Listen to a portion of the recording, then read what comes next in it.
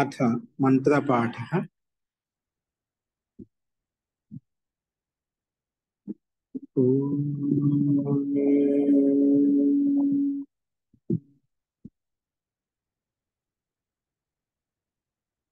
सहनावतु सहनौ भुनक्तु सह वीर्यं करवावहै तेजस्विनावधीतमस्तु मा विद्विषावहै। ओम शांति शांति शांति।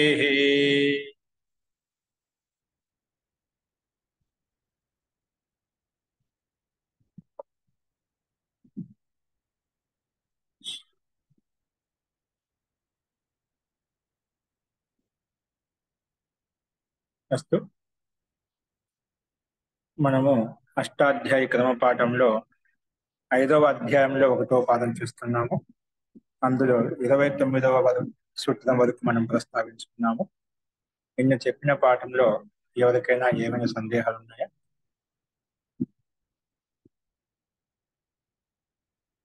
అస్తు ప్రకృతం అనుసరామః. మనకు 30వ సూత్రం వచ్చేసి 5వ అధ్యాయంలో 1వ పాదంలో 30వ సూత్రము ద్విత్రిపూర్వాత్ నిష్కాత్ ద్విత్రిపూర్వాత్ నిష్కాత్. దాన్ని సంధివలం ద్విత్రిపూర్వాన్ నిష్కాత్ అయిపోయింది అన్నమాట. ద్విత్రిపూర్వాన్ నిష్కాత్.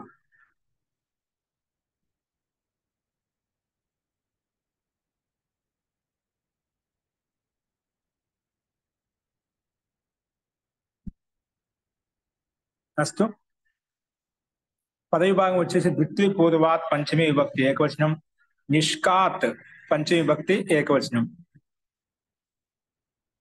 సమాసం వచ్చేసి ద్విశ్చ త్రిశ్చ ద్విత్రి, ద్విశ్చ త్రిశ్చ ద్విత్రి, ద్విత్రి పూర్వం యస్మిన్. ద్విత్రి పూర్వంలో ఉన్నాయి ఎక్కడైతే, ఏ పదంలో అయితే, యస్మిన్ స ద్విత్రిపూర్వః, స ద్విత్రిపూర్వః, స ద్విత్రిపూర్వః, తస్మాత్ ద్విత్రిపూర్వాత్, తస్మాత్ ద్విత్రిపూర్వాత్. ఇది ద్వంద్వగర్భ బహువ్రీహి సమాసము. తస్మాత్ ద్విత్రిపూర్వాత్ ద్వంద్వగర్భ బహువ్రీహి సమాసము. అస్తు అనువృత్తి వచ్చేసి విభాష, ద్విగోః, లుక్, తద్ధితాః, జ్ఞా ప్రాతిపదికాత్, ప్రత్యయః, పరశ్చ. ఇవన్నీ అనువృత్తి వస్తున్నాయి. అర్థః ద్విత్రిపూర్వగ్రహణాత్ అద్యర్థపూర్వాత్ ఇతి ఇహ న సంబధ్యతే. ఇక్కడ ద్విత్రిపూర్వ గ్రహణం చేత సూత్రంలో ద్విత్రిపూర్వాత్ గ్రహణం వచ్చి సూత్రంలో చెప్పబడింది కదా, అందుకే ద్విత్రిపూర్వ గ్రహణ. ఇక ద్వి శబ్దము త్రి పూర్వాత్ అంటున్నా. ద్విశం అనే పూర్వంలో ఉంటే త్రి పూర్వంలో ఉండాలి. అంటే విశేష గ్రహణం చేత ద్విత్రిపూర్వ గ్రహణాత్ పూర్వంలో గ్రహణం చేయబడినందుకు కారణం చేత అద్యర్థ పూర్వాత్ ఇది ఇహ నా సంబధ్యతే. మన అద్యర్థ పూర్వాత్ చెప్పినదా వాటి యొక్క సంబంధం ఇక్కడ తీసుకోము. ఎందుకంటే విశేషంగా ద్విత్రిపూర్వాత్ అని చెప్పి సూత్రంలో ప్రస్తావించబడింది కానీ ఇచ్చిన సామర్థ్యాన్ని బట్టి ఇక్కడ మనకు ఈ సంబంధం తీసుకోనమాట. అందుకే అదేవిధంగా అర్థం ఇవ్వబడింది చూడండి. ద్విత్రిపూర్వాత్ నిష్కాంతాత్ ద్విగు సంజకాత్ ప్రాతిపదికాత్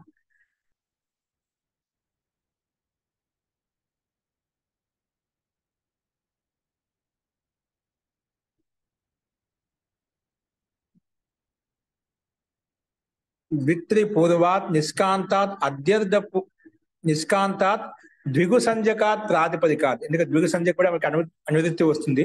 ద్విగు సంజకాత్ ప్రాతిపదికాత్ ఉత్పన్నస్య విభాష ఆర్హీయస్య ప్రత్యయస్య లుక్ భవతి పక్షే శ్రవణమేవ. పక్షే శ్రవణమేవ. ద్విత్రిపూర్వాత్ నిష్కాంతాత్ ద్విగు సంజ్ఞక అంటే ద్విత్రిపురంలో ఉన్నటువంటి నిష్కాంత ప్రాతిపదికము, దానికి ద్విగు సంజ్ఞకాత్ ద్విగు సంజ్ఞ ఉండాలి. అటువంటి ద్విగు సంజ్ఞకాత్ ప్రాతిపదికాత్ ఉత్పన్నస్య అర్హీయస్య ప్రత్యయస్య విభాష లుక్ భవతి. వికల్పంగా లుక్ అవుతుందన్నమాట. ఈ కండిషన్ తో యుక్తమైనటువంటి ఆర్హీయ ప్రత్యయం ఏదైతే ఉందో దానికి లుక్ చేస్తాము, అది వికల్పంగా వస్తుంది అని చెప్పి ఈ సూత్రం ప్రస్తావించిందన్నమాట. ద్విత్రిపురంలో ఉన్నటువంటి నిష్క శబ్దాంత్ ద్విగు సంజ్ఞక్ ద్విత్రిపురంలో ఉండాలి, నిష్క శబ్దమై ఉండాలి, దానికి ద్విగు సంజ్ఞని పేరు పెట్టి ఉండాలి. ఇటువంటి ప్రాతిపదికం చేత ఉత్పన్నమైనటువంటి ఆర్హీయ ప్రత్యయం ఏదైతే ఉందో వికల్పంగా లుక్ అవుతుంది.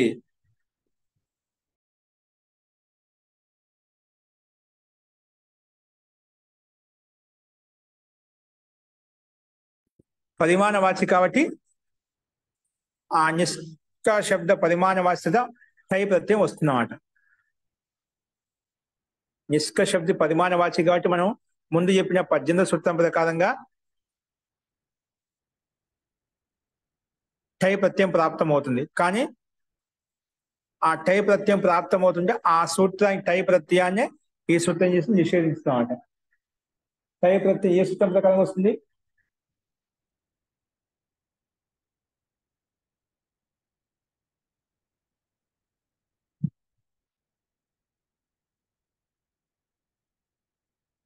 సో టై ప్రత్యయం ప్రాప్తం అవుతుంటే మనకు మన ప్రకృతి సూత్రం దాన్ని ఆర్హీయ అర్థంలో వచ్చిన ప్రత్యయానికి టై ప్రత్యయం లుక్ చేయని చెప్పింది. లుక్ చేశాం కాబట్టి మనకు ఇక్కడ రూపాలు ద్వినిష్కం త్రినిష్కం అనే రూపాలు వస్తాయి. ఎప్పుడైతే మనకు వికల్పంగా చెప్పాం కాబట్టి ఒకసారి లుక్ కాదో ఆర్హీయ ప్రత్యయం అలా కనిపిస్తుంది, టై ప్రత్యయం అలా కనిపిస్తుంది. ఆ టై ప్రత్యయానికి అనుమతి లోపం చేస్తే టా మిగులుతుంది, టా స్థానం ఇక ఆదేశం వస్తుంది కాబట్టి ద్వినైష్కికం అలా వస్తుంది. అప్పుడు టై ప్రత్యయం ఇత్ ప్రత్యయం కాబట్టి ఆదేశకు దిగు చేసుకుంటాం కాబట్టి ద్వినైష్కికం. ఇక్కడ ద్వినైష్కిక ఆదేశ లేదు కాబట్టి ఉత్తర పదంలో ఉండే మొదటి అక్షరానికి మనకు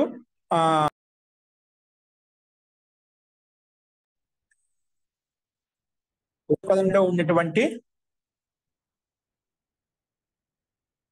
మొదటి అక్షరం ఏదైతే ఉందో దానికి పరిమాణాంతస్య అనే సూత్రం ప్రకారంగా వృద్ధి చేసుకుంటాం. అందుకే ద్వినైష్కికం. ఇక్కడ ద్వి పూర్వపదతి నిష్కా ప్రాతిపదికం కదా, ఆ నిష్కలో ఉండే ఆది అచ్చుకి వృద్ధి చేసి నైష్కిక అయిపోయింది. త్రినైష్కిక అలాగా మనకు సిద్ధించింది అన్నమాట. త్రినైష్కిక.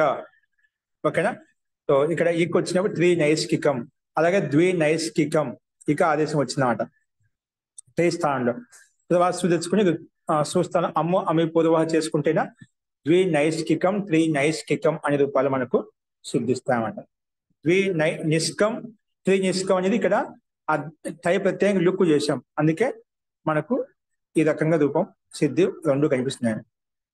సో ఈ రకంగా ద్విత్రిపురంలో ఉన్నటువంటి నిష్కాంత ద్విగు సంజ్ఞకమైనటువంటి ప్రాతిపదికం కాబట్టి ఈ ప్రాతిపదికం చేత ఆర్హీయ అర్థంలో వచ్చిన టై ప్రత్యయానికి లుక్ చేసుకున్నాం వికల్పంగా. ఆ వికల్పం కాని పక్షంలో సామాన్యంగా టై ప్రత్యయం కనిపిస్తుంది, రూపం కూడా అదే విధంగా మనకు తయారు చేసుకున్నాం అన్నమాట. అస్తు ఇది సూత్రం యొక్క అభిప్రాయం ఉదాహరణలు. నెక్స్ట్ చూడండి. బిస్తాచ. బిస్తాత్ పంచమీ విభక్తి ఏకవచనం చ అవ్యయపదం. అనువృత్తి వచ్చేసి ద్విత్రిపూర్వాత్ విభాష ద్విగోహో లుక్కు తద్దితాః జ్ఞా ప్రాతిపదికాత్ ప్రత్యయ పరశ్చ ఇవన్నీ అనువృత్తి వస్తున్నాయి. చకారేణ ద్విత్రిపూర్వస్య అనుకర్షణాత్ అద్యర్థపూర్వాత్ ఇతి ఇహ నా సంబధ్యతే. బిస్తాచ్చ బిస్తాత్ చ ఇది సూత్రం మనకు. పదవి భాగం చూస్తే బిస్తాత్ పంచమీ విభక్తి ఏకవచనం చ అవ్యయపదం. ఈ రెండింటి మధ్య స్తోష్టునాష్టుగా స్తుత్పసం జరిగిందన్నమాట. అందుకే అనువృత్తి వచ్చేసి ద్విత్రిపూర్వాత్ విభాష ద్విగోహో లుక్కు తద్దితాః జ్ఞా ప్రాతిపదికాత్ ప్రత్యయ పరశ్చ ఇవన్నీ అనువృత్తి వస్తున్నాయి. అర్థ అంతకన్నా ముందు చకారైన సూత్రం బిస్తాచ్చ చ ఉందిగా, ఆ చకారం చేత ఏమి అనుగ్రహించబడి ఏమి పైన తీసుకోబడింది అంటే ద్విత్రిపూర్వస్య అనుకర్షణ. సూత్రం ద్విత్రి పూర్వాత్ అనుదిత్తి వస్తుంది కదా. అనుకచనాత్ అద్యర్థ పూర్వాత్ ఇది ఇహ నా సంబద్ధితే. పైన చెప్పిన విధంగా ఇక్కడ కూడా చెప్పాడు. అద్యర్థ పూర్వ శబ్దం అయితే అనుదిత్తి వస్తుంది, ఇక్కడ సంబంధం ఉండదు. ఎందుకంటే విశేషంగా ద్విత్రి పూర్వ అని చెప్పి తీసుకున్నాం కాబట్టి అది ఇక్కడ సంబంధం ఉండదు అని చెప్పి చెప్పుకున్నాం. అస్తు. అర్థం వచ్చేసి ద్విత్రి పూర్వాత్ విస్తాంతాత్ ద్విగోహు. ద్విత్రి పూర్వంలో ఉన్నటువంటి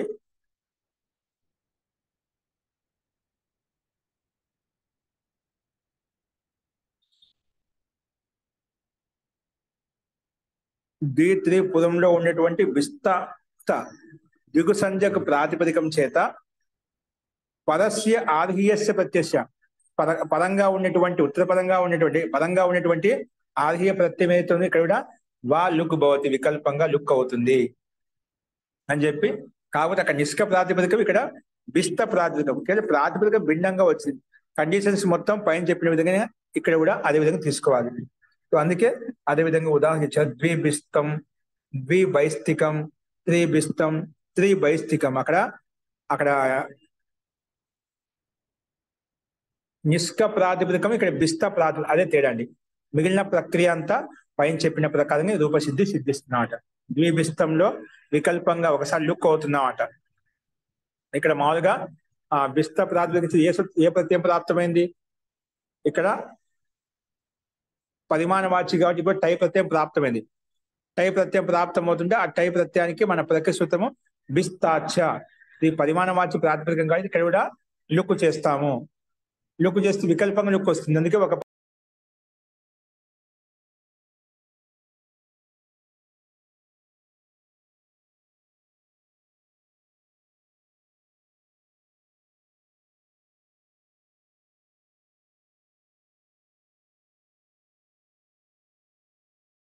ఏమండి వినిపించట్లేదండి. ఎవరికైనా వినిపిస్తుందా? గురువు గారు మ్యూట్ లో ఉన్నారండి. సరే. అంటే ఆ టైకి మన ప్రకృతం నిషేధించి తర్వాత సూ తెచ్చుకొని సూస్థల అమ్ము తెచ్చుకుంటేనా అవి పూర్వ చేస్తేనా ద్విబిస్తం. అలాగే ద్విబైస్తికం. ఎప్పుడైతే ఇక ఆదేశం చేస్తామో ద్విబైస్తికం అనే రూపం మనకు సిద్ధిస్తుంది అన్నమాట. అలాగే త్రిబిస్తం, త్రిబైస్తికం, ఇలాగే రూపాలు అర్థం చేసుకోవాలి. ఇక్కడ నీకు విగ్రహవాక్యం ఎలా ఇచ్చారంటే ద్వౌ బిస్తౌ పరిమాణం అస్య. రెండు బిస్త పరిమాణంతో యుక్తమైనటువంటి రెండు బిస్తల పరిమాణంతో యుక్తమైనటువంటి ఈ పదార్థం, ఈ వస్తువు, ఈ ద్రవ్యం ఏదైనా కావచ్చు, దాన్ని ద్విబిస్తం అంటామంట. అస్తు. ఇక్కడ టై ప్రత్యయాన్ని ప్రాప్తమవుతుంది, దాన్ని నిషేధించి మన ప్రకృతి సూత్రము లుక్ చేసి వికల్పం చేసిందన్నమాట. అస్తు. నెక్స్ట్ చూడండి. వింశతికాత్ ఖః. వింశతికాత్ పంచమీ విభక్తి ఏకవచనం, ఖః ప్రథమ విభక్తి ఏకవచనం. అనుదిత్తి వచ్చేసి అద్యర్థ పూర్వ ద్విగోహ. ఇక్కడ వచ్చింది మళ్ళా అద్యర్థ పూర్వ మళ్ళీ స్టార్ట్ అయింది. ఇక్కడ అద్యర్థ పూర్వ ద్విగోహ ద్విగు సంజకాచ్చ వింశతిక శబ్దాంతాత్ ద్విగు సంజకాశ్చ వింశతిక శబ్దాంతాత్ ప్రాతిపదికాత్. వింశతిక శబ్దాంతాత్ ప్రాతిపదికాత్ ఆర్హీయేషు అర్థేషు ఖా ప్రత్యయో భవతి. ఆర్హీ అర్థంలో ఖా ప్రత్యయం వస్తుంది. ఆర్హీ అర్థం వస్తుంది, ఖా ప్రత్యయం వస్తుంది అన్నమాట. సో అందుకే అద్యర్థ శబ్దము పూర్వంలో ఉన్నటువంటి ద్విగు సంజకాన్ని పెరిపెట్టినటువంటి అద్యర్థ పూర్వ ద్విగు సంజకాత్. అలాగే వింశతిక శబ్దాంతాత్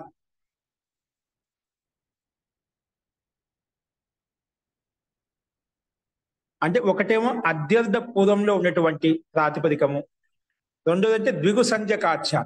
ద్విగు సంజకంతో యుక్తమైనటువంటి ప్రాతిపదికము,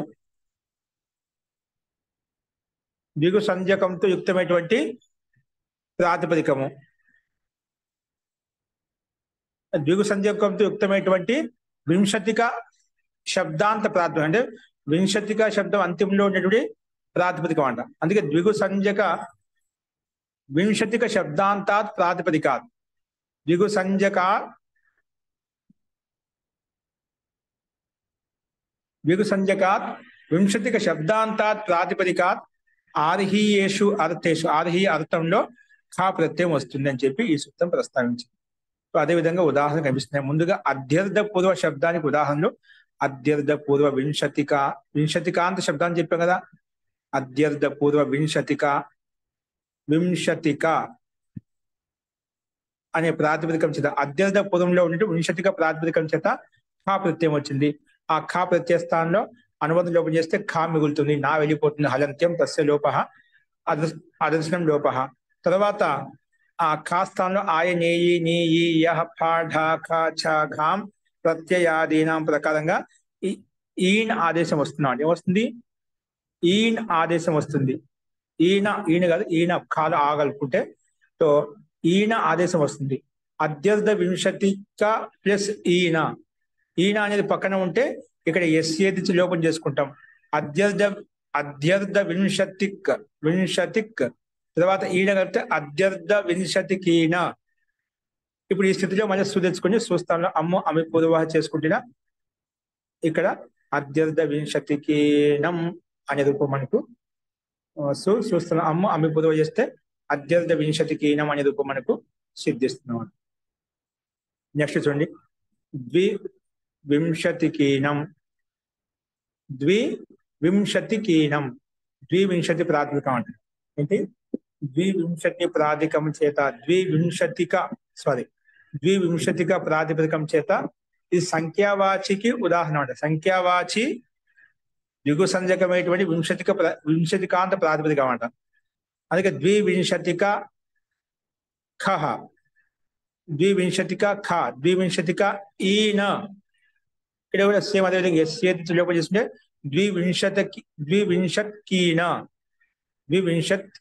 ద్వివింశతికీన. తర్వాత చూస్తాను అమ్ము అమ్మి పొదువ చేస్తున్న ద్వివింశతికీనం. అలాగే త్రివింశతికీనం అనే రూపాలు మనకు సిద్ధిస్తాయి అనమాట.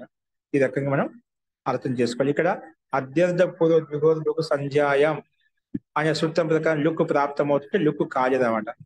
ఇక్కడ ఖా ప్రత్యయ విధాన సామర్థ్యం ఖాక విధాన సామర్థ్యం ఇసుక ఖాక లుక్ కాలేదు. అధ్యర్థ పూర్వ ద్విగోర లుక్ సంధ్యాయం ప్రకారంగా ఆర్హి అర్థంలో వచ్చిన ఖా ప్రత్యయం లుక్ ప్రాప్తమవుతుంటే ఈ సూత్రం ఖా ప్రత్యయం విశేషంగా విధానం చేసుకున్నాం కాబట్టి ఆ విధాన సామర్థ్యం చేత ప్రత్యయ విధాన సామర్థ్యం చేత ఇక్కడ లుక్ కాలేదు అని ఈ సంకేతంలో శబ్దార్థంలో భాషార్థంలో సంకేతించబడింది. అస్తు నెక్స్ట్ చూడండి, కార్యాః పంచమీ విభక్తి ఏకవచనం, ఈకన్ ప్రథమ విభక్తి ఏకవచనం. అనువృత్తి వచ్చేసి అధ్యర్థ పూర్వ ద్విగోః తద్ధితాః జ్ఞా ప్రాతిపదికాత్ ప్రత్యయః పరశ్చ ఇవన్నీ అనువృత్తి వస్తున్నాయి. అర్థః అధ్యర్థ పూర్వాత్ ద్విగు సంజకాచ్చ ఖారీ శబ్దాంతాత్ ప్రాతిపదికాత్ ఆర్హీయేషు అర్థేషు ఈకన్ ప్రత్యయో భవతి. ఆర్హీయేషు అర్థేషు ఈకన్ ప్రత్యయో భవతి. ఆర్హి అర్థం ఈకన్ ప్రత్యయం వస్తుందంట. ఆర్హీయేషు అర్థేషు ఈకన్ ప్రత్యయో భవతి.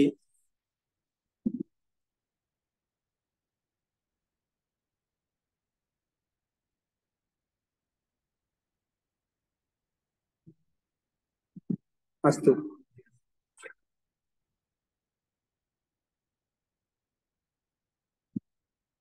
కార్య స్పష్టంగా ఇచ్చారు మనకు. అధ్యర్థ పూర్వాత్ ద్విగు సంజకాస్యం అదేవిధంగా ఖారీ శబ్దాంతాత్, ఖారీ శబ్దం అంతిమంలో ఉండదు కాబట్టి ఇక్కడ ఖారీ దీర్ఘికారాంత శబ్దం. ఖారీ శబ్దాంతాత్ ప్రాతిపదిక ఆర్హీయేషు అర్థేషు ఈకటి ప్రత్యయో భవతి అని చెప్పి పైన చెప్పిన కండిషన్ కాదు. ఇక్కడ ఖారీ అనే శబ్దం ఇక్కడ మనం తీసుకుంటున్నాం. అందుకే అధ్యర్థ పూర్వాత్ ద్విగు సంజకాచ ఖారీ శబ్దాంతాత్ ప్రాతిపదికాత్ ఆర్హి అర్థంలో ఏకటి ప్రత్యయం వస్తుంది. ఉదాహరణ అధ్యర్థ ఖారీ, అధ్యర్థ ఖారీకం, ద్విఖారీకం, త్రిఖారీకం అనే రూపాలు మనకు ఇక్కడ సిద్ధిస్తారన్నమాట. అధ్యర్థ ఖారీకం, ద్విఖారీకం, త్రిఖారీకం. అధ్యర్థ పూర్వంలో ఉన్నటువంటి ఖారీ శబ్దాంత ప్రాతిపదికం చేత ఆర్హి అర్థం చెప్పడం కొరకు కని ప్రత్యయం ఈకని ప్రత్యయం వస్తుంది. కార్య ఈకని కదా, ఈకని ప్రత్యయం వస్తుంది. ఆ ఈకని ప్రత్యయానికి అనుమతి లోపం చేస్తే ఈక మిగులుతున్నమాట. అద్యర్థ ఖారీక, అద్యర్థ ఈకన్ కదా, అద్యర్థ ఖారీ శబ్దం, అద్యర్థ ఖారీ మనకు ఈకన్ ప్రత్యయం వచ్చింది. అద్యర్థ ఖారీ ప్లస్ ఈకన్, ఎస్ఏది లోపం చేసుకుని అద్యర్థ ఖార్ ఈకన్, అద్యర్థ ఖారీకన్. ఇక్కడ ఈకన్ లో అనుమతి చెప్పేసి ఈక మాత్రమే వెళ్తుంది, అందుకే అద్యర్థ ఖారీక. తర్వాత సుస్థానంలో అమ్ము అమి పూర్వ చేసుకుంటే అద్యర్థ ఖారీకం. అలాగే ద్విఖారీకం, ద్విఖారీ శబ్దం చేత ఈకని ప్రత్యయం చేసుకుంటే ఈకని అనుమతి లోపం చేసి ఈక, ద్విఖారీక అలా వస్తుంది. ఇక్కడ ద్విఖారీ శబ్దం చేత ఎస్ఏది లోపం చేసుకుని ఈక కలుపుకుంటే ద్వికారీక. సు అమ్ము అమి పూర్వ ద్వికారీకం. అలాగే త్రికారీకం ఇప్పుడు ఇదే విధంగా అర్థం చేసుకోవాలి. కింద ఇచ్చాల్సింది ఇది ఇది కూడా పరిమాణ ఖారీ శబ్దం పరిమాణవాది శబ్దం కాబట్టి టై ప్రత్యయం ప్రాప్తమవుతుంటే ఇక్కడ ఆది అర్థంలో వచ్చిన ఈకని ప్రత్యయం వచ్చిన ఖారీ శబ్దం అంతిమే హే, విగు సంజ ఖారీ శబ్దం అంతిమంలో ఉంది. ఏ శబ్దానికైతే వచ్చి ఆది అర్థమే ఈకని ప్రత్యయం వస్తుంది, ఆది అర్థం ఈకని ప్రత్యయం వస్తున్నమాట. ఖారీ శబ్ద పరిమాణవాచి కాబట్టి దాని చేత టై ప్రత్యయం ప్రాప్తమయ్యేది అనమాట. దానికి అపవాదం ఈ సూత్రం ఈకని ప్రత్యయం వచ్చింది. టై ప్రత్యయం ప్రాప్తమవుతుంది, దాన్ని బాధించి విశేషం ఖాళీ శబ్దాంత దిగు సంజ ప్రాతిపదిక ఉంటే అద్యర్థ పురంలో ఉంటేనా అక్కడ ఈకని ప్రత్యయం వస్తుంది, టై ప్రత్యయం రాదు అని చెప్పి దాన్ని బాధించి సామాన్య సూత్రాన్ని బాధించి విశేష సూత్రం వచ్చిందన్నమాట. అన్నిటిలో ఏది ఇచ్చే ప్రకారంగా ఖారీలో ఉండే దీనికి ఈకారం లోపం చేసుకుంటే ఖారు ప్లస్ ఈక కలిపితే ఖారీక, అద్యర్థ ఖారీక ప్లస్ సు అమ్ము అవిపూర్వ చేస్తే అద్యర్థ ఖారీకం అనే రూపాలు మనకు సిద్ధించాలి. నెక్స్ట్ చూడండి, పణ పాద మాష శతాద్ యత్, పణ పాద మాష శతాద్ యత్, పణ పాద మాష శతాద్ పంచమి విభక్తి ఏకవచనం, యత్ ప్రథమ విభక్తి ఏకవచనం.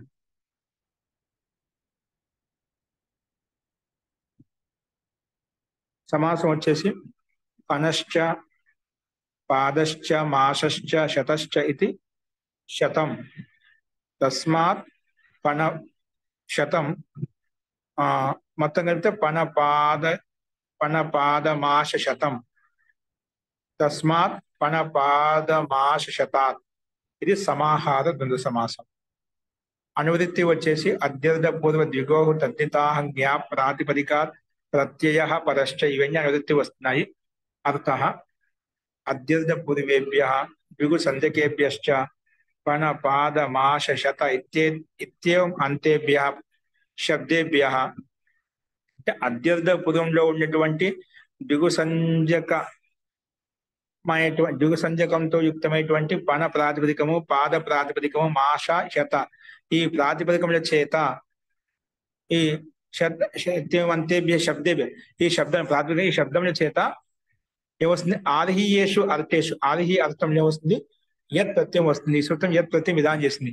పణ పాద మాష శత ఈ 4 ప్రాతిపదికముల చేత అది అద్యర్థ పూర్వంలో ఉంటే దిగు సంజకంతో యుక్తమై ఉంటే గన ఈ సూత్రం ప్రకారంగా ఆర్హీయ అర్థాన్ని చెప్పడం కొరకు యత్ ఆర్హీయ ఇవన్నీ ఆర్హీయ ప్రత్యయం అంటాం అనక. అలాంటి ఆర్హీయ అర్థంలో మనకు యత్ ప్రత్యయం వచ్చిందన్నమాట. అందుకే ఉదాహరణకు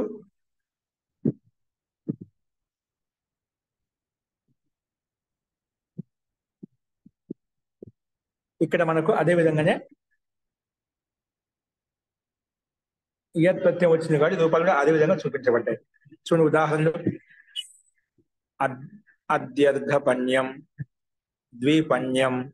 అద్యర్థ పణ్యం అద్యర్థ పూర్వంలో ఉన్నటువంటి పణ ప్రాతిపదికం చేత రూపం చూపించబడింది. సంఖ్యాపూర్వంలో ఉన్నటువంటి పణ ప్రాతిపదికం చేత ద్విపణ్యం, త్రిపణ్యం. మళ్ళీ అద్యర్థ పూర్వంలో ఉన్న పాద శబ్దం చేత యత్ ప్రత్యయం చేసుకుంటే అద్యర్థ పాద్యం. మళ్ళీ సంఖ్యావాచి ప్రాతిపదికం చేత ద్విపాద్యం, త్రిపాద్యం అంటే పాద ప్రాతిపదికం చేత పాద్యం వచ్చేస్తాం యత్ ప్రత్యయం చేసుకుంటే. అలాగే అద్యర్థ మాష్ శబ్దం చేత అద్యర్థ మాష్యం, ద్విమాష్యం, త్రిమాస్యం. శత ప్రాతిపదికం చేత అద్యర్థ శత్యం, ద్విశత్యం, త్రిశత్యం. ఈ రకంగా అద్యర్థ పదంలో ఉన్నటువంటి సంఖ్యావాచి పదంలో ఉన్నటువంటి శత ప్రాతిపదికం చేత మనకి ఈ రకంగా రూపాలు సిద్ధిస్తా ఉంటాయి. అందుకే అద్యర్థ సత్యం, ద్విసత్యం, త్రిసత్యం అనే రూపాలు మనకి ఇక్కడ స్పష్టంగా కనిపిస్తున్నాయి. అస్తు.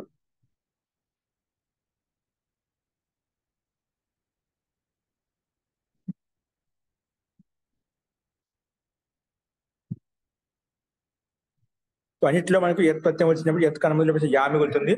అద్యర్థ ప్లస్ పణ, అద్యర్థ పణ తర్వాత ఎస్ లోపం చేసుకుంటే అద్యర్థ పణ్, యా కలిపి అద్యర్థ పణ్య, సు అమ్ము అమ్మి పొదువ అద్యర్థ పణ్యం.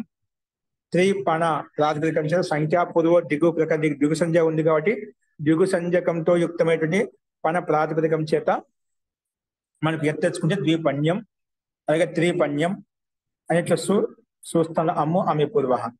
అలాగే పాద ప్రాతిపదికం చేత అద్యర్థ పాద్యం, పాద ప్లస్ ఎత్, పాద్ ఎత్ కలిపితే పాద్య అమ్ము పాద్యం అయిపోయింది. అలాగే త్రిపాద్యం. అలాగే అద్యర్థ మాష్యం, మాష ప్రాతిపదికం కదా, మాష్ ప్లస్ మాషా ప్లస్ ఎత్, ఎస్ ఎత్ లోపం చేసిన మాష్ ఎత్, ఎత్ కనుమ లోపం చేసాం కాబట్టి మాష్య అలా వస్తుంది. మళ్ళీ సు తెచ్చుకొని సుస్థానంలో అమ్ము అమ్మి పొదువ చేస్తే మాష్యం అలాగే రూపం మనకు సిద్ధిస్తుంది అన్నమాట. అలాగే అన్ని చోట్ల త్రిమాస్యం, ద్విమాస్యం. అలాగే శత ప్రాతిపదికం చేత ఎత్ తెచ్చుకుంటే సత్యం, ద్వి తెచ్చుకుంటే సంఖ్యావా ద్వి శత ప్రాతిపదికం చేత ద్విసత్యం, త్రిసత్యం. అలాగా అద్యర్థ పదంలో ఉన్నప్పుడు కూడా అద్యర్థ సత్యం అనే రూపాలు మనకు సూత్రంలో ఇచ్చినటువంటి ప్రాతిపదికాల అనుగుణంగా మనకు దిగు సంజకమైనటువంటి అద్యర్థ పదంలో ఉన్నటువంటి పణ, పాద, మాష, శత ఈ 4 ప్రాతిపదికల చేత అర్హ్య అర్థంలో యత్ ప్రత్యయం వచ్చినప్పుడు రూపాలు ఎలా ఉంటాయో మనం చూసాం అనమాట. అవన్నీ కూడా సామాన్యంగానే ఉన్నాయి. నెక్స్ట్ చూడండి అయితే షానాద్, షానాద్వా, షానాద్ పంచమీ విభక్తి ఏకవచనం, వా అవ్యయ పదము, వా అవ్యయ పదము. అనువృత్తి వచ్చేసి యత్ అద్యర్థ పూర్వ ద్విగోః, యత్ అద్యర్థ పూర్వ ద్విగోః తద్దితాః న్యా ప్రాతిపదికాత్.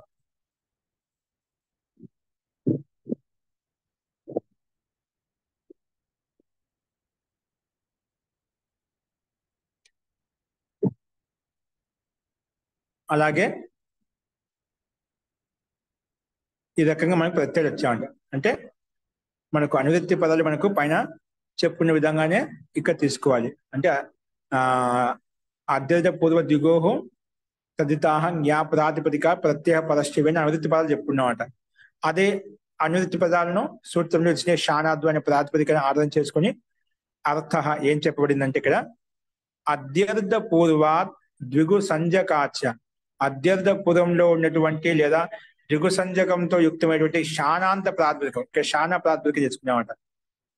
సో అద్యర్థ పూర్వంలో ఉన్నటువంటి శానాంత ప్రాతిపదికము ద్విగు సంజకంతో యుక్తమైనటువంటి శానాంత ప్రాతిపదికం చేత ఆర్హీయ అర్థంలో వికల్పంగా యత్ ప్రత్యయం వస్తుంది. ఇవన్నీ ఆర్హీయ ప్రత్యయాలు. మాట ఆర్హీయ అర్హత అంటే అనుకూలమైనటువంటి స్థితి అర్థం చెప్పడంలో ఈ అర్థాలు విశేషమైన అర్థాలు మనకు ప్రత్యయం వస్తుందన్నమాట. అందుకే ఆర్హీయ అర్థంలో వచ్చిన ప్రత్యయం ఏదైతే ఉందో యత్ ప్రత్యయం వస్తుంది. ఆర్హీయేషు అర్థేషు వికల్పేన యత్ ప్రత్యయం అవుతుంది, వికల్పంగా యత్ ప్రత్యయం వస్తుంది. ఉదాహరణకి ఠయో అపవాద తేన పక్షే సోపి భవతి. ఠయో ఠయ ప్రత్యయానికి అపవాదం అనమాట. ఠయో అపవాదం ఠయ ప్రత్యయం ప్రాప్తం అవుతుంటే ఇక్కడ ఈ సూత్రం ప్రకారంగా ఇక్కడ అద్యర్థ పూర్వ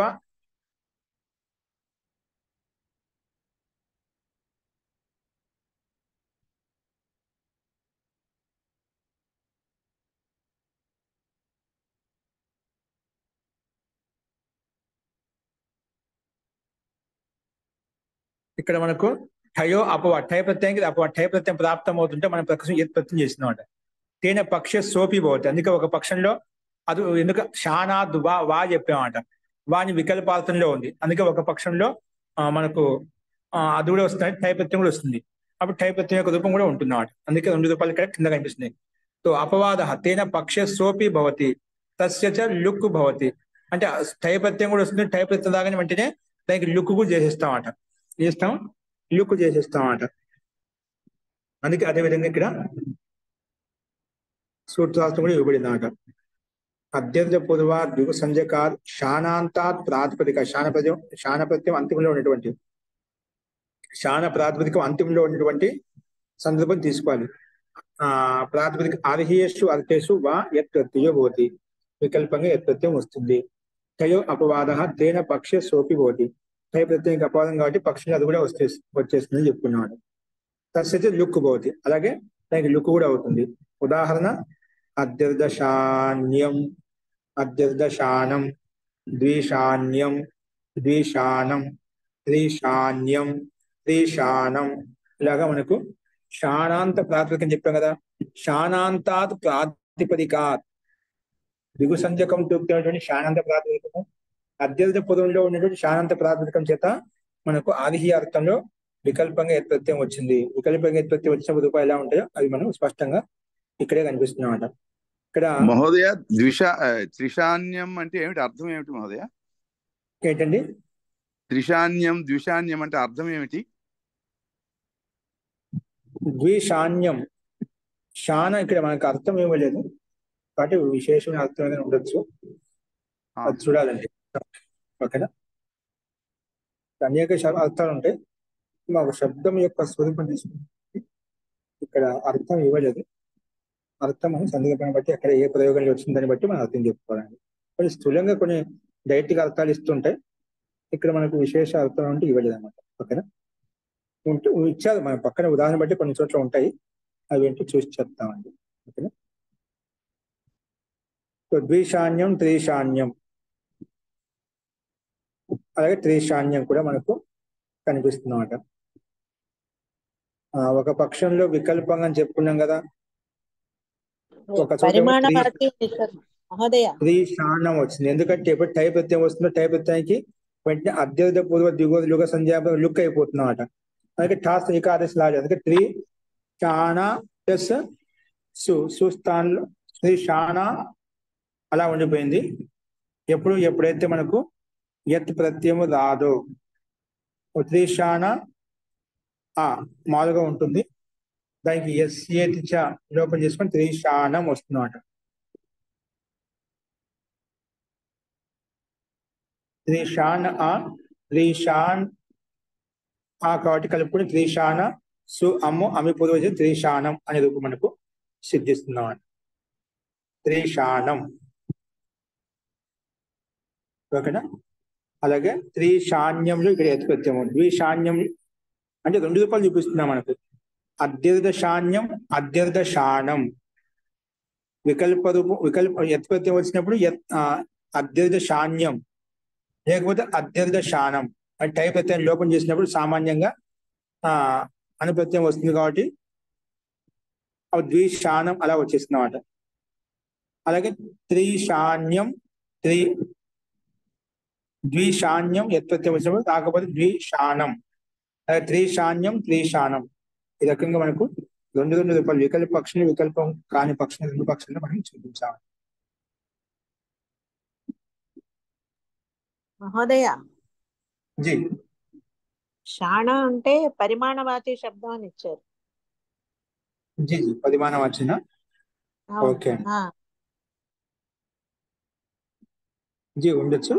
అయితే పరిమాణం ఏదైనా తీసుకోవచ్చు, పరిమాణ వాచి కాబట్టి మనకి ప్రత్యయం వచ్చి ఇక్కడ పరిమాణ వాచి అర్థంలో తీసుకోవాలి. అందుకే పరిమాణ వాచి కాబట్టి మనకు అత్యర్థ పూర్వ దిగువ సారీ అంతకన్నా ముందు సూత్రం టై ప్రత్యయం ప్రాప్తమైంది అన్నమాట. ఆ టైకే అత్యర్థ పూర్వ దిగువ సంధ్యాపక లుక్ ప్రాప్తం అవుతుంది, లుక్ అయిపోతుంది అన్నమాట.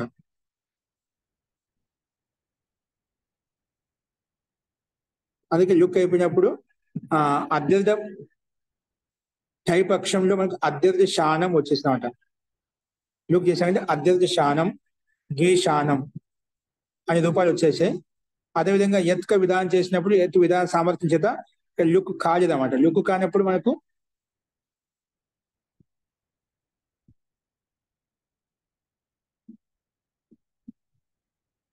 లుక్ కాలేదు కాబట్టి మనకు అలాగే ఉంది అనమాట.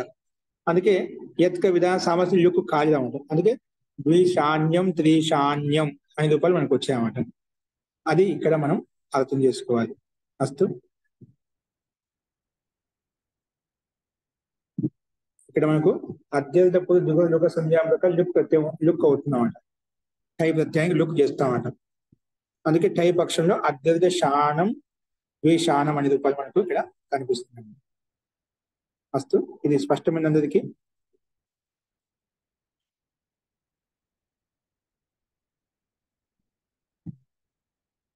వస్తుంది 2 రూపాయలు మనం ఇక్కడ చూసాము. నెక్స్ట్ తేన క్రీతం అంటే ఇక్కడ వరకు తేన క్రీతం కంటే ముందు వరకు మనకు ఇక్కడ అధికారం వచ్చిందంట. ప్రారంభం చూసామంట. ఇక్కడ అధికారం ఇక్కడ సమాప్తం అవుతుందన్నమాట. అధికారం అనేది మనకు సమాప్తం అవుతుంది. ఇక్కడి నుంచి మళ్ళా క్రీతార్థంలో మనకు విశేష ప్రత్యయాలు విశేష అర్థాలు ఉంటాయన్నమాట. చూడండి, తేన తృతీయ విభక్తి ఏకవచనం, క్రీతం ప్రథమ విభక్తి ఏకవచనం. సూత్రాన్ని 2 భాగాలుగా విభజిస్తున్నాము.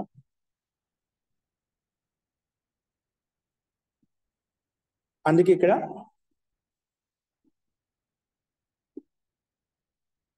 తేన తృతీయ విభక్తి ఏకవచనం, క్రీతం ప్రథమ విభక్తి ఏకవచనం. అనువృత్తి వచ్చేసి తద్దితాహ న్యా ప్రాతిపదికాత్ ప్రత్యయ పరశ్చ.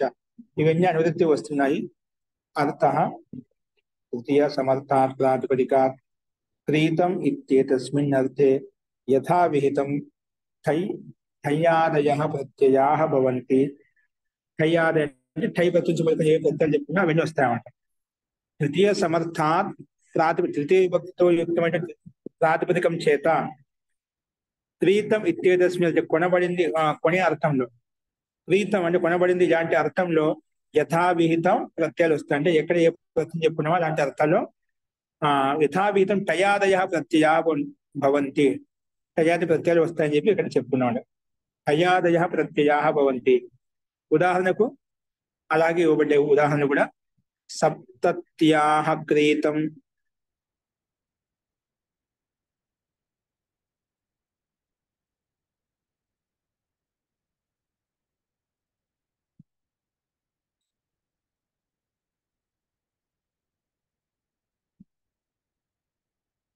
చూడండి ఇక్కడ సూత్రం చెప్పుకుని తృతీయ సమర్థాత్ ప్రాతిపదికాత్ క్రీతం ఇత్యేతస్మిన్ యథావిధ టై ఆదయ ప్రత్యయ టయాది ప్రత్యయాలు ఏవో చెప్పినా అవన్నీ వస్తాయని చెప్పినాం.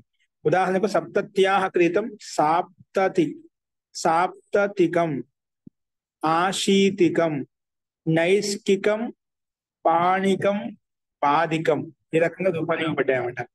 సప్తత్యాః క్రీతం, సప్తత్యాః క్రీతం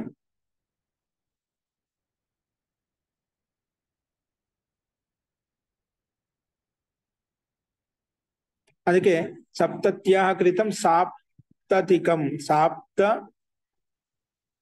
ఇక్కడ. అలాగే ఆశీతికం, నైష్కికం, పాణికం, పాదికం అనే రూపాయలు మనకి ఇక్కడ క్రీతార్థంలో ఇవన్నీ కనిపిస్తున్నాయన్నమాట. సప్తత్యాః క్రీతం సప్తతి ద్వారా కొనబడినది ఏదైతే ఉందో సప్తత్యాః, ధనం కావచ్చు ఏదైనా కావచ్చు. సో అలా కొనబడింది ఏదైతే ఉందో అలాంటి అర్థంలో సాప్తతికం, అలాగే ఆశీతికం, నైష్కికం, పాణికం, పాదికం ఈ రకంగా అన్నిట్లలో మనకు యథావిహితమైన ప్రక్రియ అయితే ఉంది పని చెప్పిన విధంగా ఎక్కడ కూడా అదే విధంగా తీసుకోవాలి. సో సప్తతి ప్రాతిపదికం చేత మనము టయాది ప్రత్యయాలు తెచ్చుకుంటామట. ఆ టై స్థానంలో అనుమతిలో టా మిగులుతుంది. సప్తతి అంటున్నాం కదా, ఇక్కడ ఈక ఆదేశం చేసుకుంటే సప్తతి ప్లస్ ఈక, తర్వాత ఎస్ లోపం చేసుకుని సాప్తతిక అలా వస్తున్నాడు. సాప్తతిక అంటే సాప్తతి ప్లస్ ఈక అని చెప్పాం కదా.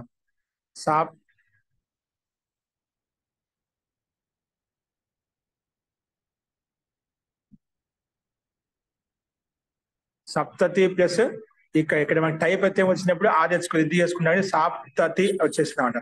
సాప్తతి ప్లస్ ఇక సాప్తతిక ప్లస్ ఇక ఎస్సీఎతి లోపం చేసుకున్నప్పుడు అందుకే సాప్తతిక వచ్చినాడు. తర్వాత చూస్తాను అమ్ము అవి పొదువు చేస్తే సాప్తతికం. అలాగే అశీత ప్రాతిపదికం చేత ఆశీతికం, నిష్క ప్రాతిపదికం చేత ఆదేశకు వృద్ధి చేసుకుంటే నైష్కికం, అలాగే పణ ప్రాతిపదికం చేత పానికం, ఇక ఆదేశం చేసుకుంటే పానికం ఆదేశకు వృద్ధి చేసుకుంటే ఇక్కడ. అలాగే పాదికం కూడా ఇదే విధంగా అర్థం చేసుకోవాలన్నమాట. ఇవన్నీ కూడా ప్రాగ్వతేష్టై నుంచి మొదలుకొని ప్రాగ్వతేష్ట అధికార సూత్రంగా అక్కడి నుంచి మొదలుకొని పై టక్ టన్ ఎత్ ఆది 23 ప్రత్యయాలు ఉన్నాయి. విశేషంగా ఉన్నాయి. మొత్తం ఇవి ఆదిహ్య ప్రత్యార్థంలో 23 ఉన్నాయంట. అందుకే ఎత్ టక్ టన్ ఎత్ ఆది 13 ప్రత్యయాలు ఇక్కడ 13 ఉన్నాయంట. ప్రత్యయాలు. 11 ఉన్నాయా? 13 అదే 13 తేడా. 13 ప్రాతిపదికాలు ఇక్కడ ఉన్నాయి, ప్రత్యయాలు ఇక్కడ ఉన్నాయి. మనం टेस्ट మొదలుకొని वे किसी समर्थ विभक्ति से तथा किसी अर्थ में होंगे. అవి సమర్థ విభక్తి చేత ఏదైనా అర్థంలో ఉంటాయి. त्रयोदश प्रत्यय इसी को यह सूत्र कहता है. ఇదే తాత్పర్య సూత్రం అని ప్రస్తావిస్తున్నమాట. జీ చెప్పండి, ఏమంటున్నారు వరలక్ష్మి గారు?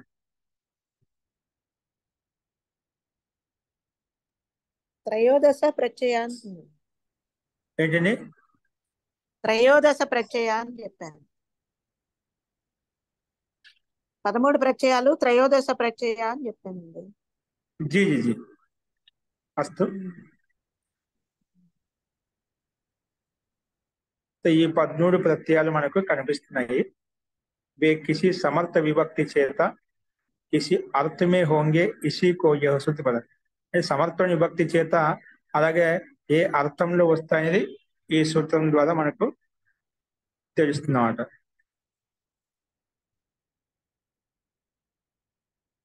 కాబట్టి ఇక్కడ మనం తృతీయ సమర్థవంతమైన ప్రాతిపదికము చేత కృతార్థంలో మనం యథావిధమైన కయ్యాది ప్రత్యయాలు తెలుసుకున్నాము.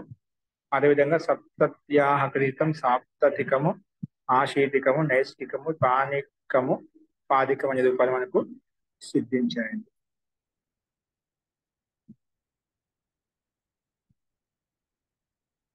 అస్తు. అలాగే ఉపస్థితిని చూడండి. తస్య నిమిత్తం సంయోగోత్పాతో తస్య షష్ఠి విభక్తి ఏకవచనం, నిమిత్తం ప్రథమ విభక్తి ఏకవచనం, సంయోగోత్పాతో ప్రథమ విభక్తి ద్వివచనం. ఈ 3 పదాలుగా విడగొట్టుకున్నాము. సమాసం వచ్చేసి సంయోగశ్చ ఉత్పాతశ్చ సంయోగోత్పాతౌ. ఇక్కడ ఇతరేతర యోగ ద్వంద్వ సమాసము.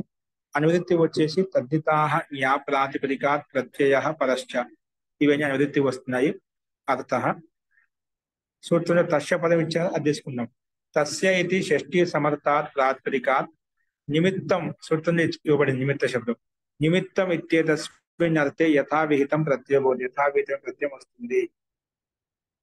యత్ తత్ నిమిత్తం సంయోగో ఉత్పాతో వా భవతి. యత్ తత్ నిమిత్తం సంయోగో ఉత్పాతో వా భవతి. ఆ యథావిహిత ప్రత్యయం ఎప్పుడు వస్తుందంటే ఆ నిమిత్తం సంయోగో ఉత్పాతో వా భవతి. సంయోగం కానీ ఉత్పాదం కానీ ఉంటేనే వస్తుంది అని చెప్పి ఈ సూత్రం ప్రస్తావించిందన్నమాట. అందుకే తస్య ఇది షష్ఠీ సమర్థాత్ ప్రాతిపదికాత్ నిమిత్తం ఇత్యేతస్మిన్ అర్థే యథావిహిత ప్రత్యయో భవతి. యత్ తత్ నిమిత్తం సంయోగో ఉత్పాతో వా. సంయోగం ఉత్పాతం ఉంటేనే అప్పుడు వస్తుంది అని చెప్పి ఈ సూత్రం యొక్క అర్థం ప్రస్తావించబడింది. ఉదాహరణకు సంయోగం కానీ ఉత్పాతంగా ఉండాలి. సంయోగానికి ఉదాహరణ చూపిస్తున్నారు ఇక్కడ. శతస్య నిమిత్తం ధనపతినా సంయోగ.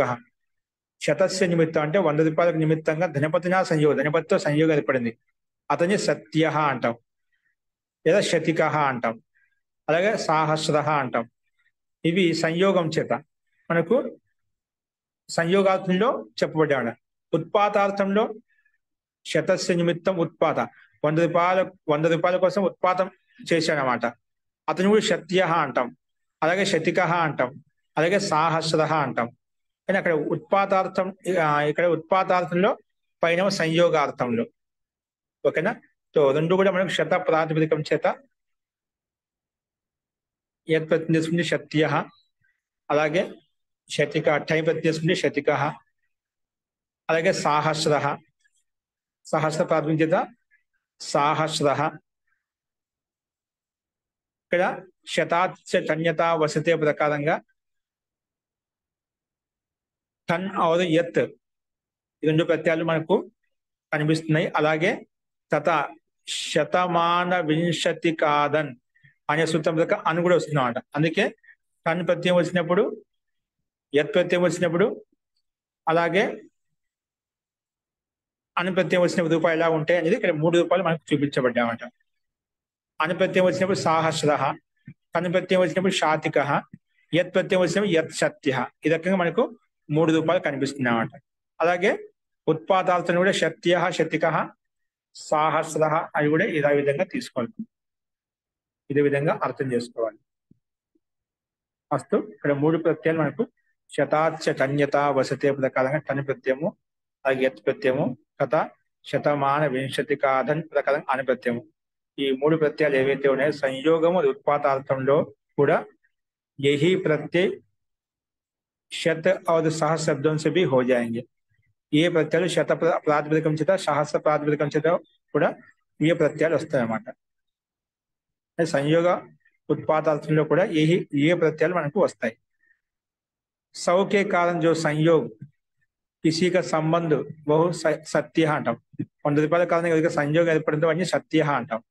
అలాగే శతికః చెప్పుకున్నాము.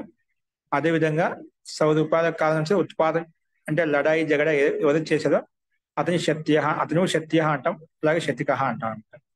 అవి ఇక్కడ మనకు రూపాలు అర్థానుగుణంగా సంయోగం ఉత్పాదార్థంలో మనకు రూపసిద్ధి ఎలా ఉంటాయనేది మనం వరకు ఈ సూత్రం వరకు ప్రస్తావించుకున్నాము. ఇందులో ఎవరికైనా సందేహాలు ఉన్నాయా? అస్తు సామాన్యంగా ఉంటాయి, ఇంకా సందేహానికి ఉండవచ్చు. నెక్స్ట్ 38వ సూత్రం మనం అదేంటో మనం రేపు చూద్దాం. శాంతి పాఠ.